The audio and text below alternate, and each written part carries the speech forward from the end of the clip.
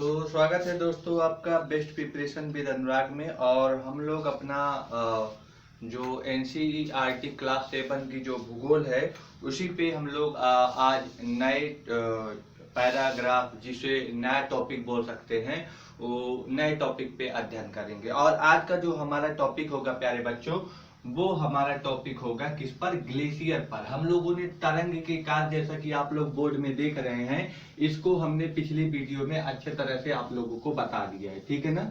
अब इसी के आगे जो नेक्स्ट पैरा है प्यारे बच्चों, वो नेक्स्ट पैरा आपका है किसके? ग्लेशियर के बारे में, यानी कि हिमानी के बारे में है। और हिमानी के बारे में भी हम लोग इसी तरह से पूरी अच्छी तरह से पढ़ेंगे, ठीक है ना। तो एक चीज आप लोगों से एक बात कहनी है कि प्यारे बच्चों, आप लोगों का जो सपोर्ट है उसमें कोई दो राय नहीं है कि आप लोग बहुत अच्छी तरह से हमारा इस जो ये वीडियो है इसको आप लोग बहुत पसंद कर रहे हैं। लेकिन थोड़ा सा मुझे ये हो रहा है कि आप लोग शायद शेयर नहीं कर रहे हैं क्या, कि व्यूज बड़े कम आ रहे हैं। मैं चाहता हूं कि थोड़ा आप लोग इसमें थोड़ी सी सहभागिता और दिखाएं। कम से कम यार जो व्यूज है वो 100 के पार तो चला जाए।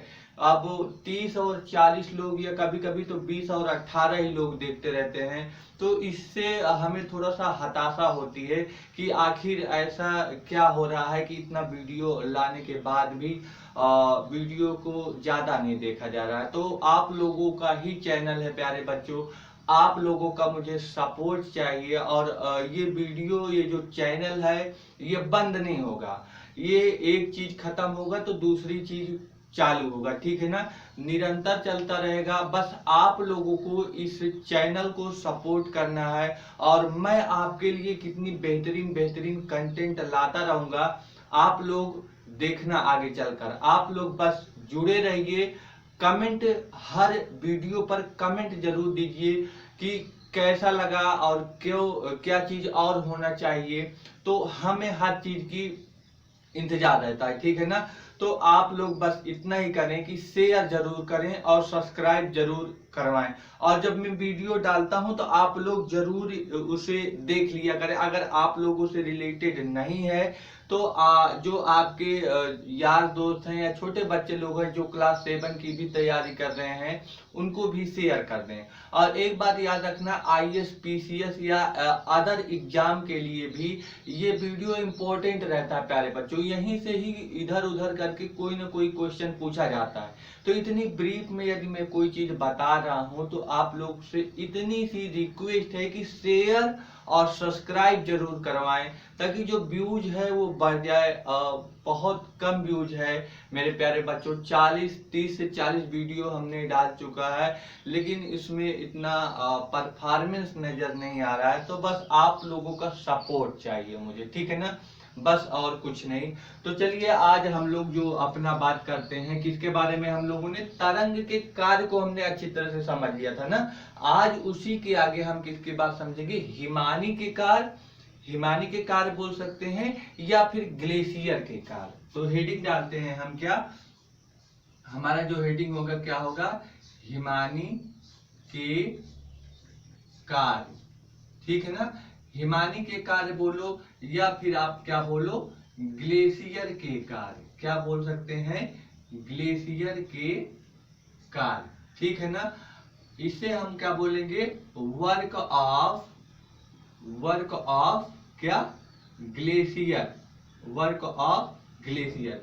तो इसी के बारे में आज हम लोग चर्चा करेंगे पूरी अच्छे तरह से कि आखिर में ये कॉन्सेप्ट, ये चीज होती क्या है। देखिए थोड़ी सी चीज आप समझिए। हमने शुरुआत में नदी के कार्य बताया था, वर्क ऑफ रिवर बताया था। उसमें भी हमने बताया था कि वेदरिंग के कारण, इरोजन के कारण स्थलाकृति का निर्माण होता है कि नहीं। उसी के जस्ट आगे जब हम वेव के बताए थे, वेव के रूप में, कि वेव के कार्य क्या है, वर्क ऑफ जो वेव होता है, उसमें भी बताया है कि वेव जो है इरोजन और क्या करते हैं? वेदरिंग करते हैं। और इसके कारण भी लैंडस्केप या लैंड फॉर्म का क्या होता है? निर्माण होता है। ठीक इसी तरह से हिमानी का भी वर्क होता है बच्चों, ग्लेशियर का भी वर्क इसी तरह से होता है। ये भी आपका क्या करते हैं? अपर्दन करते हैं, इरोजन करते हैं, ठीक है ना। और इरोजन करके ये भी क्या करते हैं प्यारे बच्चों? स्थलाकृति का निर्माण करते हैं। ठीक है ना। तो ये बात आप लोग एकदम अपने दिमाग में रखे रहना कि हिमानी हो, नदी हो या फिर तरंग हो, किस चीज का तरंग है, नदी का तरंग जो उठता है वेव के फॉर्म में, ठीक है ना। ये सभी चीजें क्या करती हैं, एक लैंडस्केप का निर्माण करते हैं, लैंड फॉर्म का निर्माण करते हैं। आई थिंक ये बात क्लियर हो रहा होगा ना।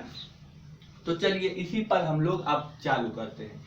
तो हम लोग जो पहला कॉन्सेप्ट हम लोग समझेंगे, क्या समझेंगे कि देखिए जो आपका ग्लेशियर होता है, क्या ग्लेशियर, ग्लेशियर या फिर आप लोग इसको क्या बोल सकते हो, ग्लेशियर को हम लोग क्या बोलेंगे, हिमानी, ठीक है ना। जो आपका हिमानी या जो ग्लेशियर होता है, चाहे इंग्लिश में आपको क्या बोलेंगे, ग्लेशियर बोलेंगे, हिंदी में उसे हिमानी, इसे हिमानी और हिमनद भी बोलते हैं। देखिए कई नाम है प्यारे बच्चों, इसीलिए ये सभी नाम एक है, ये सभी नाम क्या है, एक है, आप लोग कंफ्यूजन मत होना, ठीक है ना।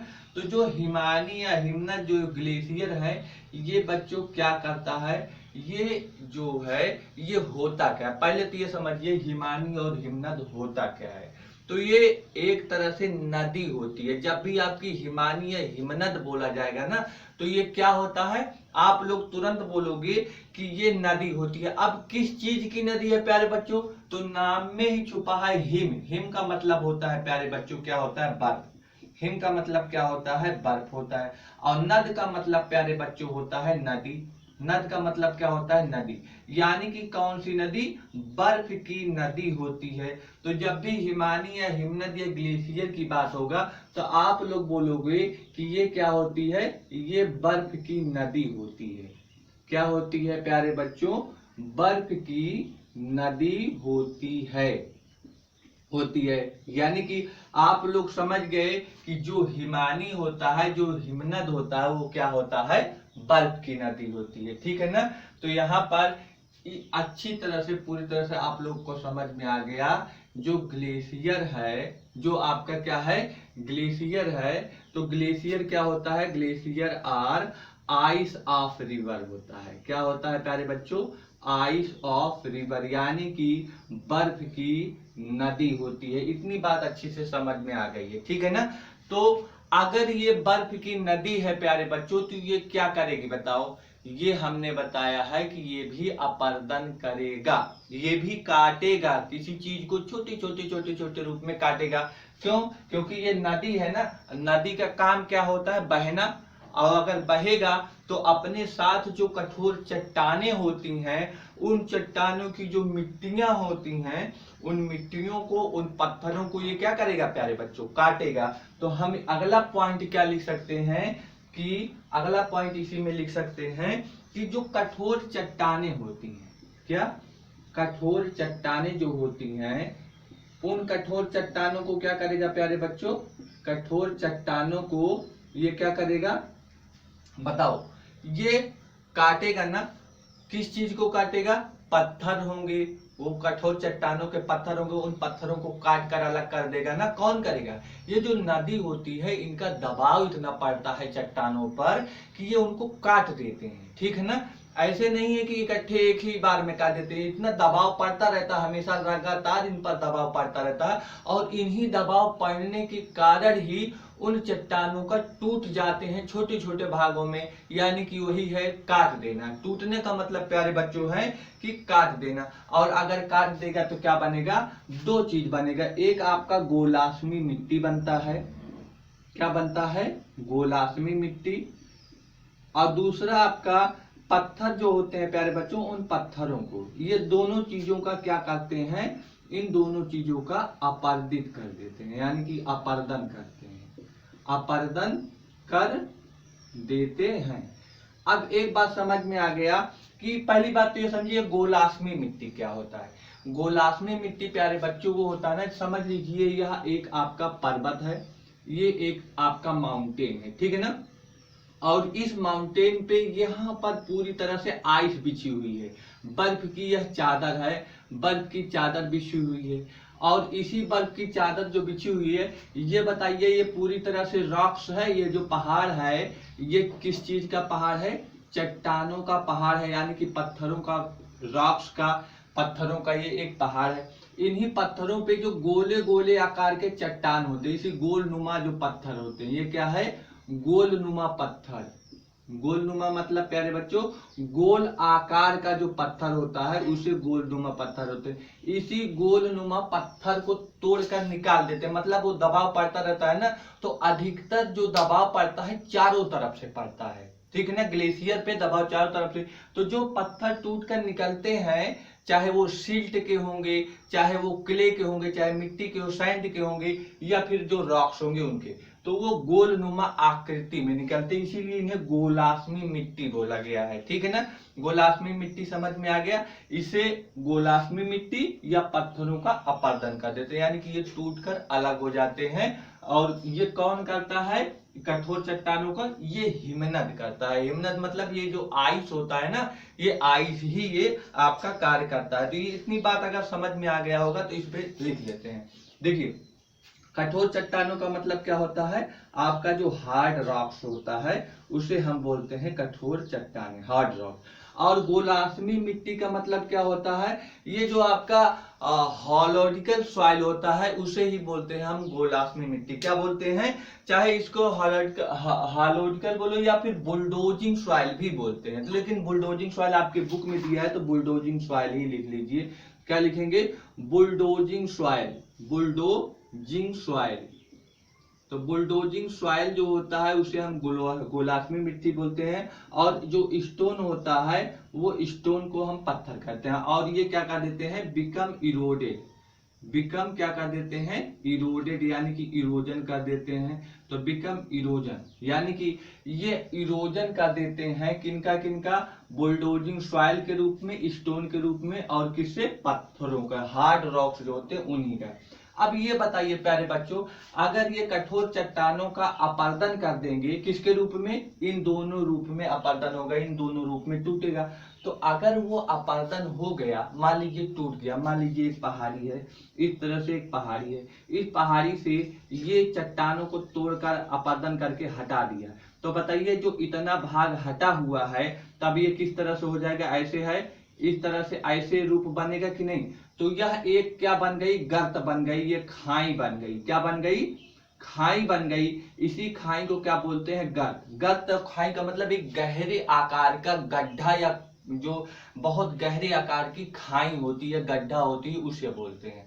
कब बनती है, जब यह अपर्दन करती है, किनका अपर्दन करती है, चट्टानों का। किस रूप में, गोलास्मी मिट्टी और पत्थरों के रूप में हटा देती है काट कर, तो क्या बन जाता है प्यारे बच्चों, खाई और गर्त बन जाता है, ठीक है ना।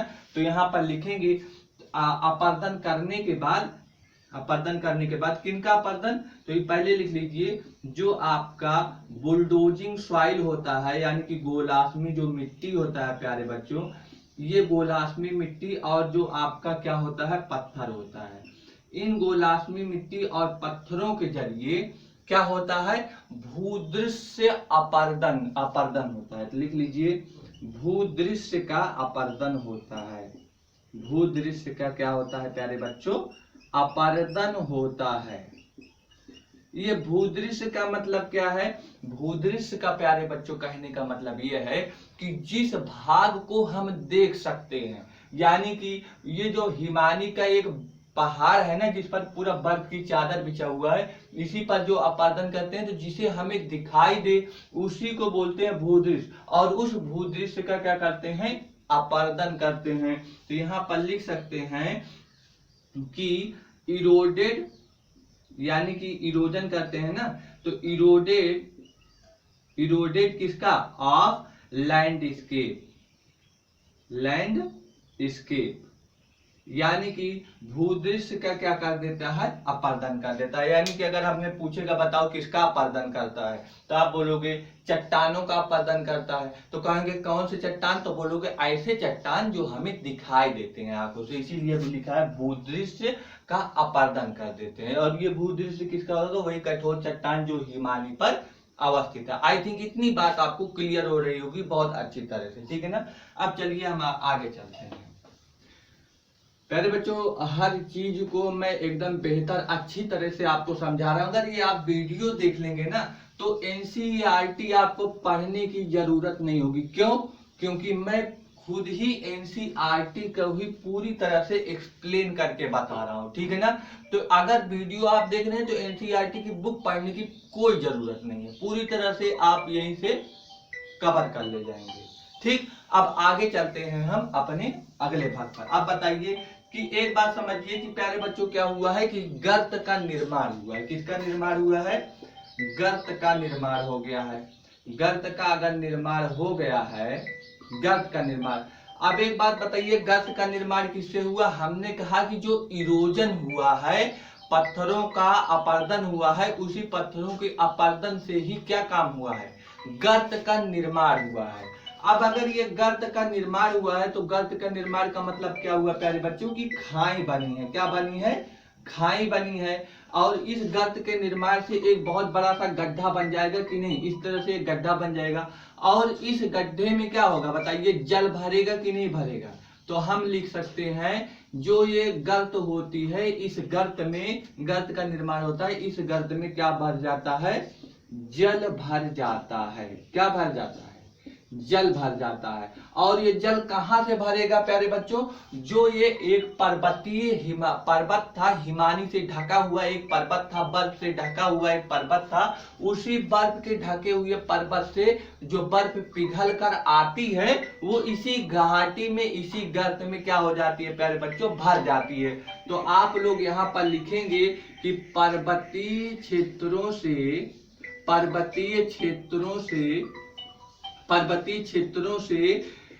पिघले हुए जो आपके पिघले हुए क्या रहते हैं प्यारे बच्चों? हिमानी रहते हैं। हिमानी का जो बर्फ होता है, बर्फ आकर कहाँ पे? यहाँ पर गर्त में क्या हो जाता है? भर जाता है।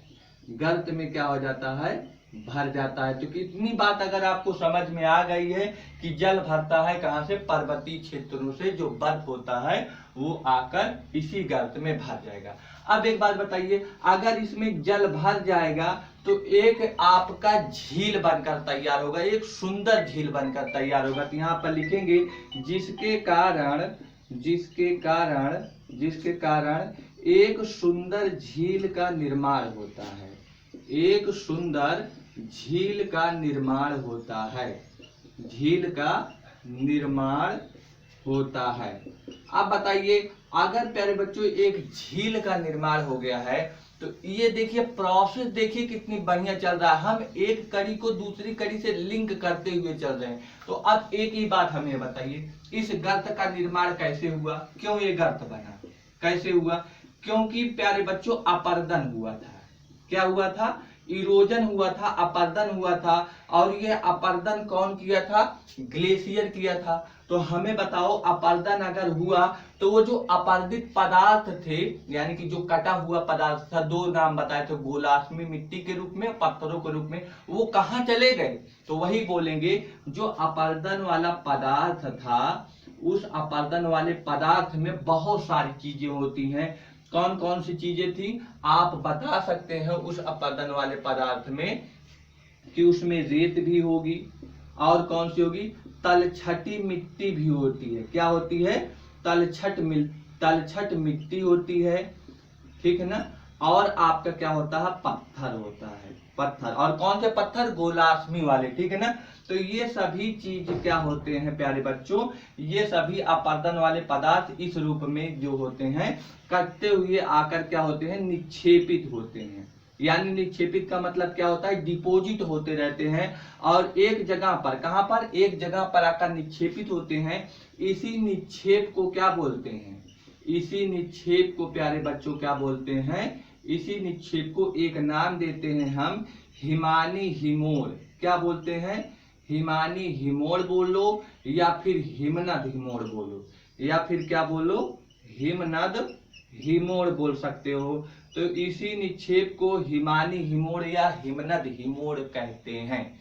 क्या इतनी बातें आप लोगों को समझ में आई कि नहीं आई? अगर इतनी बातें समझ में आ गई है तो यही आपका ग्लेशियर पूरी तरह से कार्य करता है। तो ये चीज अगर आपको समझ में आ गया है कि जो आपका गर्त का निर्माण होता है, उस गर्त के कहाँ पर जो खाई बनी होती है उसमें जल भर जाता है। कहाँ से आता है ये जल? पर्वतीय क्षेत्रों से जो बर्फ होता है वहीं से पिघलकर इसमें आकर भर जाता है। तो यहाँ पर एक सुंदर झील यानी कि ब्यूटीफुल लेक का निर्माण होता है, यानी कि फॉर्म्स ब्यूटीफुल लेक, ठीक है ना। वहीं से फिर आपका यहाँ पर रेत, रेत का मतलब क्या होता है प्यारे बच्चों? सिल्ट। इसे हम लोग क्या बोलते हैं? सिल्ट। तलछटी मिट्टी को क्या बोलते हैं? सैंड। इसे क्या बोलते हैं? सैंड।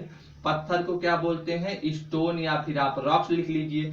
इसी जो आपका इरोडेड मटेरियल है प्यारे बच्चों, क्या है?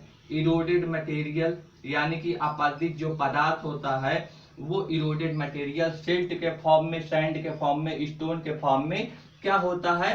डिपोजिट होता है। क्या होता है?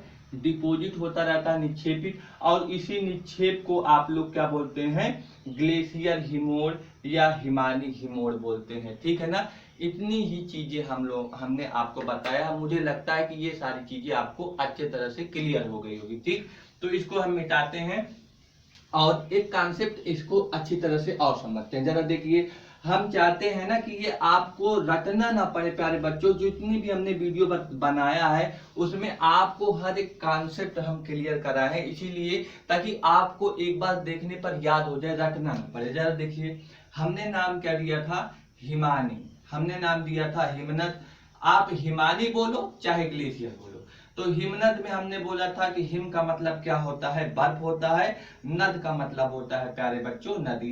इसका क्या मतलब हमने बताया था कि बर्फ की नदी। यानी कि जब भी आपसे पूछा जाएगा कि ग्लेशियर क्या है तो आप बोलोगे बर्फ की नदी है, आइस ऑफ रिवर है।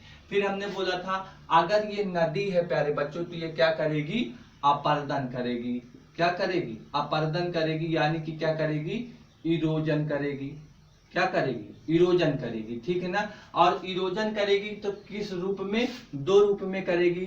और दो रूप में हमने क्या बोला था कि एक आपका गोलाश्मी मिट्टी के रूप में करेगी, गोलाश्मी मिट्टी के रूप में करेगी। दूसरा आपका पत्थरों का भी इरोजन करेगी। और यह अगर इरोजन कर दे रही है तो बताइए क्या होगा? इरोजन करेगा तो क्या होगा?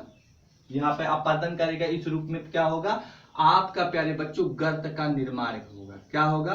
गर्त का निर्माण होगा। और अगर ये गर्त का निर्माण होगा तो एक सुंदर झील बनेगा कि नहीं? एक सुंदर झील बनकर तैयार होगा। और अगर ये सुंदर झील बनकर तैयार हो गया है तो यहाँ पर ये चीज खत्म। तो एक बात और समझ लीजिए, अब ये जो अपर्दन वाले पदार्थ हैं, इस अपर्दन वाले पदार्थ में कौन कौन से हैं? रेत था जिसे हम लोग सिल्ट बोलते थे।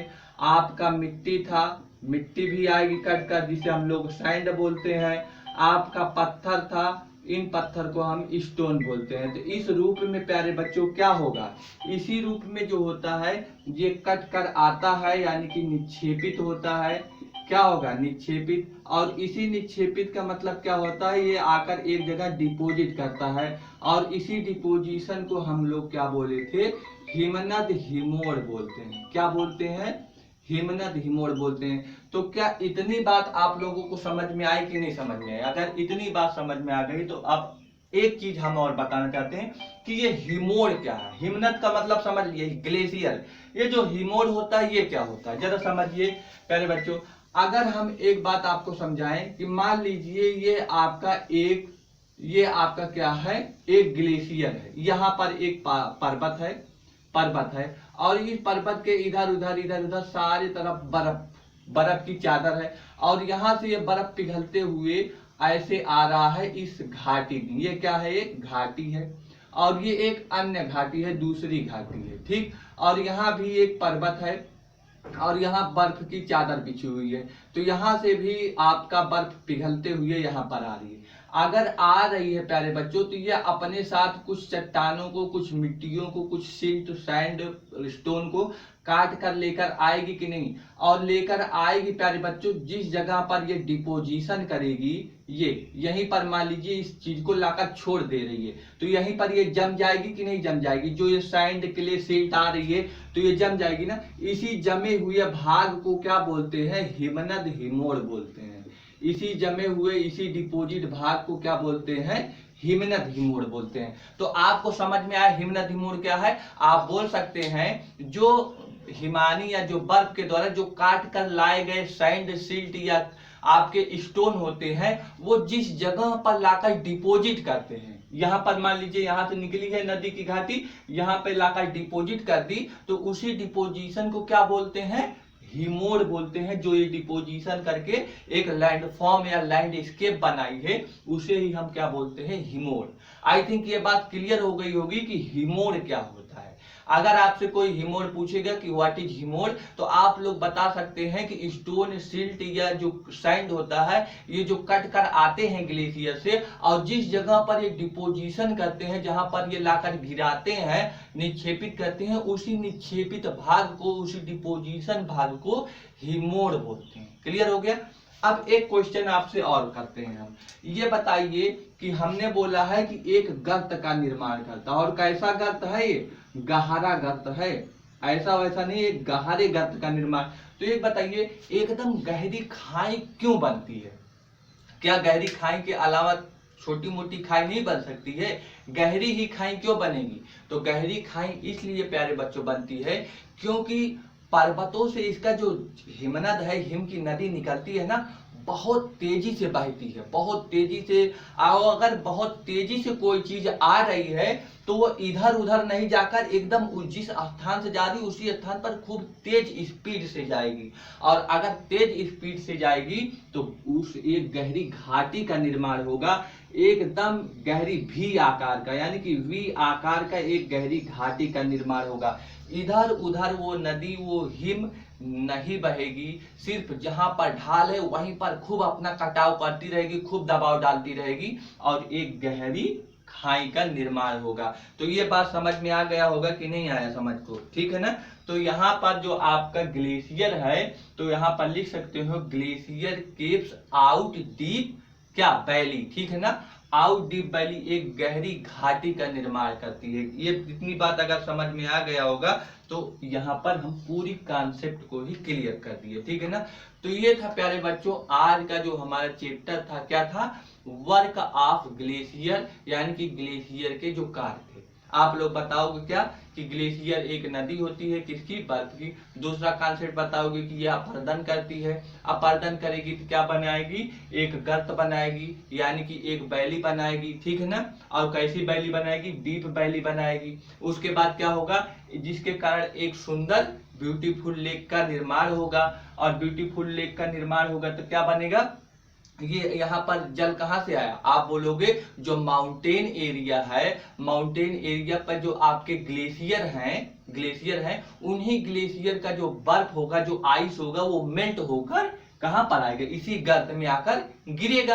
और अगर गर्त में गिरेगा तो वो गर्त पूरी तरह से भर जाएगा, और अगर वो भर गया तो किसका निर्माण हो गया? सुंदर झील का, ब्यूटीफुल लेक का।